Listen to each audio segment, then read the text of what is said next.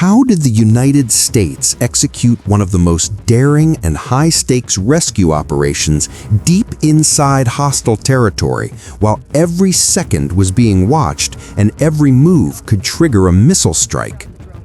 It began with a principle drilled into every soldier, pilot, and operator: no one gets left behind.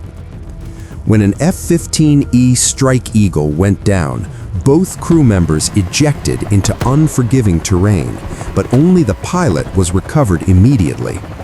The weapons systems officer, wounded and alone, crashed into a rugged mountainous ridge surrounded by enemy IRGC forces moving in fast.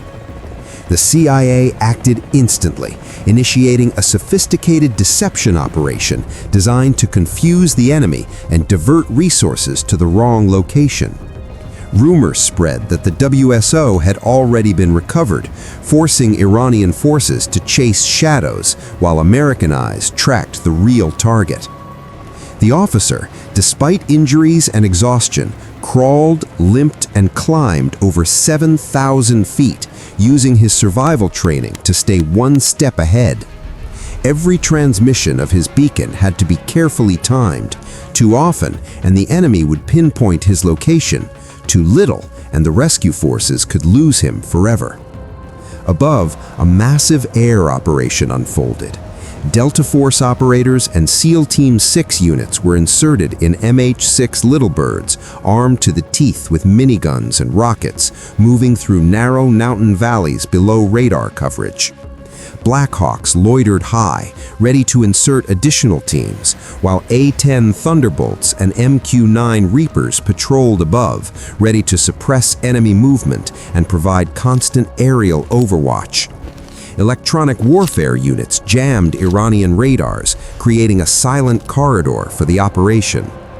Meanwhile, on a hidden airstrip in southern Isfahan province, a temporary forward operating base had been set up in an abandoned agricultural field.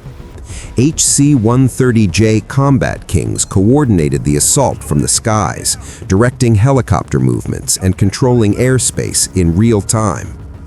The terrain was brutal. Jagged peaks, narrow valleys, and hidden anti-aircraft positions that could strike with deadly precision.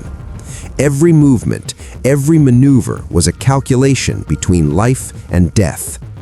As the rescue team approached the ridge, the enemy surged. IRGC units, popular mobilization forces, and local militias converged on the site, forcing a brutal firefight. U.S. Special Forces established a 360-degree defensive perimeter, suppressive fire ripping through the mountainsides. Aerial assets relentlessly struck advancing forces, A-10s strafing with their legendary 30mm cannon, while Little Birds and Blackhawks weaved between fire and terrain.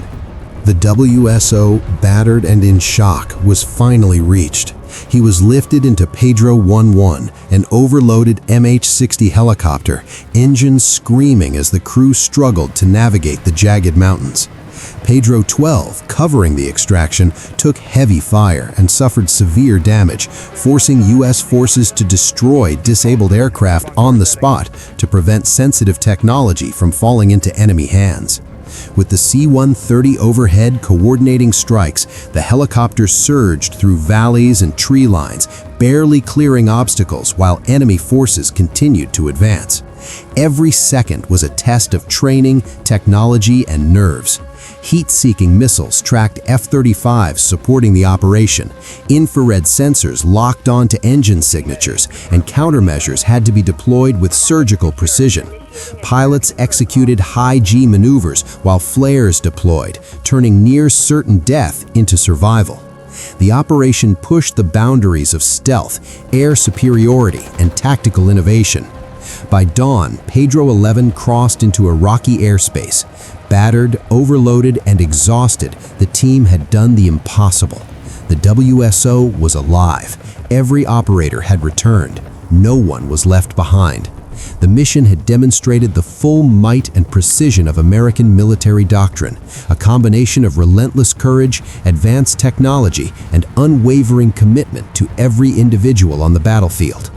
The hardest part was over, but the fight continued.